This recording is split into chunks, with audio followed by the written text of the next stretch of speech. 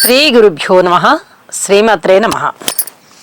మా భక్తి టీవీని ప్రోత్సహిస్తూ ఉన్నటువంటి మా ప్రేక్షకులందరికీ ధన్యవాదాలు తెలియజేస్తూ ఉన్నాము. మీ ప్రోత్సాహమే మేము మరిన్ని వీడియోలు చేయడానికి మాకు ఉత్సాహవంతమైనటువంటి ఔషధంగా ఉంటుంది. దయచేసి మా వీడియోస్ చూస్తున్న వాళ్ళందరూ మా ఛానల్ని సబ్స్క్రైబ్ చేసుకోవాల్సిందిగా సూచన చేస్తూ ఉన్నాను, అలాగే అభ్యర్థిస్తూ ఉన్నాను. ఈ వారం రాశి ఫలితాలు 12 ఏప్రిల్ నుంచి 18 ఏప్రిల్ వరకు గల కాలానికి రాశి ఫలితాల యొక్క ముఖ్యమైన అంశాలు ఇప్పుడు తెలియచెప్పుకుందాము. ముందుగా ఏ రాశుల్లో ఏ గ్రహాలు సంచరిస్తూ ఉన్నాయో తెలియచెప్పుకుందాం. మేషరాశిలో శుక్రాచార్యులు, మిథున రాశిలో గురువుగారు, సింహరాశిలో కేతువు, మకర రాశిలో చంద్రుడు, అలాగే కుంభరాశిలో రాహువు, ఇక మీన రాశిలో బుధ, కుజ, రవి, శనులు. గ్రహస్థితులు ఈ వారం ప్రారంభంలో ఈ విధంగా ఉంటూ ఉండగా వారాంతానికి వెళ్లేటప్పటికీ మేషరాశిలో చంద్ర, రవిలు కూడా సంచారం ప్రారంభమైపోయింది. ఇక మిగతా గ్రహాల యొక్క గమనం ఏమీ మారలేదు. ఇది చెప్పదగ్గ సూచనగా తెలియజేస్తూ గ్రహాల యొక్క ఫలితాలు ఏ విధంగా ఉన్నాయి, యుతి వివరాలు, స్థితి వివరాలు, దృష్టి వివరాలు ఇప్పుడు తెలియచెప్పుకుందాం. మీన రాశిలో 4 గ్రహాల సంచారం ఉన్నది. శని, బుధ, కుజ, రవి చతుర్గ్రహ కూటమి ఏర్పడి ఉంది. దేశకాలమాన పరిస్థితులకి ఈ కూటమి అంత మంచిది కాదు, కానీ మానవుని యొక్క వ్యక్తిగత జీవితంలో చెప్పుకోదగ్గ అంశాలు ఏమైనా ఉంటాయా అంటే ఆ రాసులకి సంబంధించి ఉంటాయి. మొత్తం మీద గోచారంలో శని, బుధ, రవి కలయిక డాక్టర్స్ ని తయారు చేయడంలో చాలా ప్రాధాన్యత వహిస్తుంది. అంటే వ్యక్తి యొక్క జాతకంలో ఎవరికైతే డాక్టర్ చదివే యోగం ఉన్నదో లేదా వైద్యులుగా బాగా రాణిస్తారో వైద్య రంగంలో ఉన్నవారు, అలాగే వృత్తి, ఉద్యోగ, వ్యాపార వ్యవహారాలలో ఉన్నవారు చక్కటి రాణింపు ఉంటుంది అని చెప్పి తెలియజేస్తూ ఉన్నాను. అలాగే ఇంకొక ఇబ్బందికరమైన అంశం కూడా ఇందులోనే ఉన్నది. అది ఎలర్జీ, చర్మ వ్యాధులకి సంబంధించినటువంటి అంశాలు కూడా ఉండడానికి అవకాశం ఉన్నాయి. ఇది రాశితో సంబంధం లేని విధంగా ఈ 4 గ్రహాల యుతి ఇక్కడ ఉన్నది. అలాగే ఈ 4 గ్రహాలకి సంబంధించిన దృష్టిలు కానీ, కలయికలు కానీ, ఆ సమ్మేళనాలు కానీ, కేంద్ర కోణాలలో ఈ 4 గ్రహాల యొక్క స్థితులు 1 ఉండొచ్చు, 2 ఉండొచ్చు, 3 ఉండొచ్చు, ఎన్నైనా ఉండొచ్చు. అలా ఉన్నప్పుడు కానీ ఉండడానికి అవకాశం ఉంది. ఇక కోర్టు విషయాలు, రోడ్డు ప్రమాదాలు.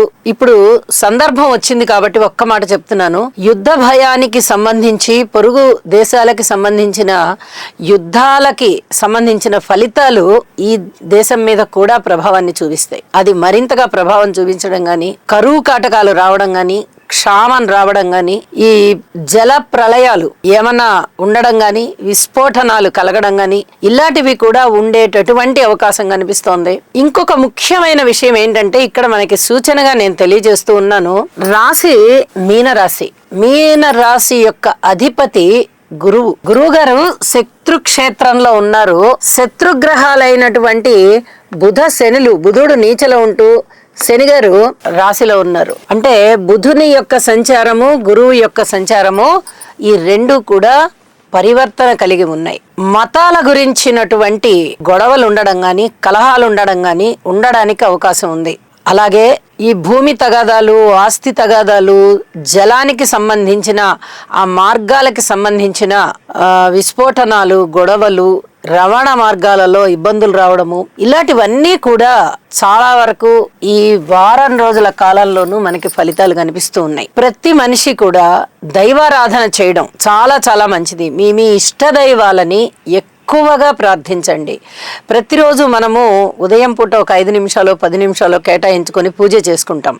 ఇది ప్రతిరోజు జరుగుతూ ఉండే వ్యవహారం. అయితే ఈ సందర్భంగా ఈ 4 గ్రహాల కలయిక కూడా అంత మంచి ఫలితాలను అయితే ఇవ్వబోవడం లేదు. కాబట్టి అది వ్యక్తిగతంగా కానీ లేదా దేశపరంగా కానీ అంత పూర్తిగా మంచి ఫలితాలను ఇవ్వబోవడం లేదు. కాబట్టి ప్రతి వ్యక్తి కూడా ఈ దేవతార్చన చేసుకోవడము, దైవానికి సంబంధించినటువంటి పూజలు, పునస్కారాలు, నామస్మరణ, ఇలాంటివన్నీ కూడా కొంచెం ఎక్కువ సమయం కేటాయించినట్టయితే ప్రతి ఇల్లు బాగుంటుంది, అలాగే తద్వారా దేశము బాగుంటుంది అని చెప్పి తెలియచేస్తూ ఉన్నాను. వారాంతంలోకి వెళ్ళేటప్పటికీ రవి గారి యొక్క సంచారము శుక్రాచార్య వారితో కలుస్తోంది. అలాగే చంద్రుని యొక్క సంచారము కూడా శుక్రాచార్యుల వారితో కలుస్తోంది.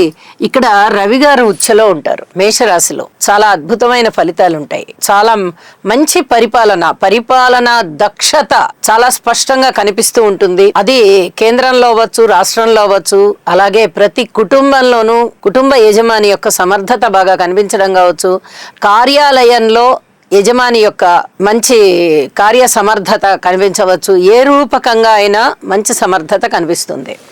అలాగే కళలలో బాగా అభినివేశం పెరుగుతుంది. మంచి ప్రదర్శనలు ఉంటాయి. కళాకారులకి చాలా చాలా బాగుంటుంది. ఇది చెప్పదగినటువంటి సూచనగా తెలియచేస్తూ ఉన్నాను. ఇక రాసుల్లోకి వెళ్దాం. మేషరాశి వారికి 3 గ్రహాల యొక్క ఉత్తమమైన ఫలితాలు చాలా బాగున్నాయి అని చెప్పవచ్చు. మేష రాశిలో శుక్రాచార్యుల వారు బాగున్నారు, మకర రాశిలో చంద్రుడు బాగున్నారు, కుంభరాశిలో రాహు బాగున్నారు. అంటే దశమంలో చంద్రుడు, ఏకాదశంలో రాహువు, రాశిలోనే శుక్రాచార్యుల వారు. చాలా అద్భుతమైనటువంటి యోగాలండి ఇవి నిజం చెప్పాలంటే. అయితే ఇక్కడ శనిగారి బలము లేదు, గురువు గారి బలము లేదు, కేతువు బలము లేదు. పైగా ఏలినాటి శని జరుగుతోంది. గురువు గారు ఏమో తృతీయంలో సంచరిస్తూ ఉన్నారు, కేతు పంచమంలో సంచరిస్తున్నారు. వ్యయస్థానంలోనే 4 గ్రహాల యొక్క సంచారం ఉంది. ఇవి చాలా ఇబ్బంది కలిగించేటటువంటి లక్షణాలే. స్థాన చలనానికి అవకాశం ఉంటుంది, ధనము ఎక్కువ ఖర్చు అవడానికి అవకాశం ఉంటుంది, వ్యయ ప్రయాసాలకి బాగా లోనవుతూ ఉంటారు, దైవభక్తి బాగా పెరుగుతుంది, మృష్టాన్న భోజనాలు చేస్తారు, విందు వినోద కాలక్షేపాలు బ్రహ్మాండంగా ఉంటాయి. అయితే భార్య గారి విషయంలో అయినా, భర్త గారి విషయంలో అయినా, భార్యాభర్తల మధ్య సత్సంబంధాలు పెరుగుతాయి. ఇప్పటి వరకు అంతంత మాత్రంగా ఉన్నటువంటి సంబంధ బాంధవ్యాలు ఏదైనా కాస్త వ్యతిరేకతలు ఉన్నా అవన్నీ సమసిపోయి సత్ప్రవర్తన కలిగి ఉంటారు. నిజంగా విడాకుల వరకు వెళ్ళిపోయిన వాళ్ళకి విడాకులు వచ్చేస్తాయి, అందులో సందేహం లేదు. కాస్త ఏదైనా చిన్న మాట పెద్ద మాట తగాదాలు ఏమన్నా వచ్చిన వారికి సమసిపోతాయి, వాళ్ళు చాలా బాగుంటారు. అలాగే కుటుంబం బాగుంటుంది. అన్నదమ్ముల యొక్క సహాయ సహకారాలు అంతంత మాత్రంగా ఉంటాయి. కానీ ఇక్కడ చెప్పదగ్గ సూచన ఏమిటంటే జ్ఞాన సముపార్జన బాగా ఉంటుంది వీరు ఎందుకు మన అన్నగారితో మనం విభేదించడం, ఎందుకు మన తమ్ముడు గారితో మనం విభేదించడం అనేలాగా ఆలోచించుకొని అసలు గొడవలకి తావు ఇవ్వకుండా ఉంటారు. ఇది చెప్పదగినటువంటి సూచన. ఆరోగ్య విషయంలో జాగ్రత్తగా ఉండాలి. సంతాన విషయంలో కూడా ఓర్పు కలిగే ఉండాలి. మాతృవర్గ రీత్యా చాలా బాగున్నటువంటి కాలము. మీకు ధనము అనేది మాతృవర్గ రీత్యా కాస్త సహాయ సహకారాలు అందే విధంగా ఉంటాయి. ఆరోగ్య విషయంలో మటుకు పూర్తి జాగ్రత్త తీసుకోండి. ఔషధ సేవ కనిపిస్తూ ఉన్నది. అలాగే దూర ప్రాంత ప్రయాణాలు కూడా కనిపిస్తూ ఉన్నాయి. పిత్రార్జితాలు చక్కగా మీ చేతికి వచ్చే విధంగా ఉంది. ఉద్యోగ జీవితం చాలా చాలా బాగుంది. చాలా సంతృప్తిగా ఉంటారు. ఊహించని విధంగా ధనలాభాలు ఉన్నాయి.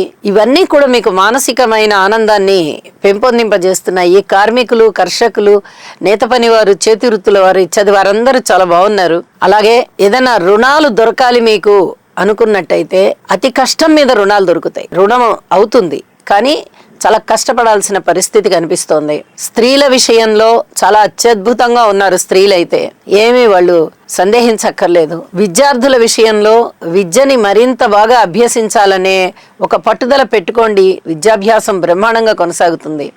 ఉన్నత విద్య బాగుంది, ప్రాథమిక విద్య బాగుంది. వాటికి సంబంధించిన విద్యార్థులు చాలా సంతృప్తితో చదువుకుంటూ ఉంటారు. ఇక వారాంతంలోకి వెళ్ళేటప్పటికి ఏ విధంగా ఉన్నాయి గ్రహస్థితులు అంటే మారిపోయాయి. చంద్రుడు రాశిలోకి వచ్చారు, రవి రాశిలోకి వచ్చారు. రాశిలోకి వచ్చినంత మాత్రాన రవి మంచి ఫలితాలు ఇస్తారని అనుకోకూడదు. కానీ రవి గారి యొక్క స్థితి సంచారము ఉచ్చలో ఉంది. ఇది కొంచెం అదృష్టవంతమైన కాలం అన్నమాట. అలాగే సంతానం విషయంలో పూర్వం ఓర్పు కలిగి ఉండండి అని చెప్తున్నాను. ఇప్పుడు కొన్ని రకాలైనటువంటి బెనిఫిట్స్ కలుగుతాయి. అంటే మీ సంతానం మిమ్మల్ని సంతృప్తిగా చూసుకోవడము, మీ సంతానం పట్ల మీరు కూడా సంతృప్తిగా ఉండడము, ఇలాగా ఏదో విధంగా సంతృప్తి కనిపిస్తూ ఉంటుంది. అలాగే 10 మందికి ఉపయోగపడేటటువంటి పనులు చేయడము, 10 మందిలో మీరు చాలా గొప్పగా మంచి పేరు ప్రఖ్యాతులు తెచ్చుకోవడము, కళలలో రాణించడము, కళాకారులకి అద్భుతమైన ఆదాయం పెరగడము, కీర్తి ప్రతిష్టలు పెరగడము ఇత్యాదివన్నీ కూడా చాలా చాలా బాగుంటాయని చెప్పి తెలియచేస్తూ ఉన్నాను. మొత్తం మీద మేషరాశి వారికి మంచి కాలం ప్రారంభమైంది. ఎటువంటి బలాలు లేకపోయినా కూడా మంచి కాలం ప్రారంభమైంది. మానసిక ఉల్లాసం జరుగుతుంది అని చెప్పి తెలియజేస్తూ చెప్పిన పరిహారాలు చేసుకోండి, మరింత సంతృప్తిగా ఉంటారు. శుభం.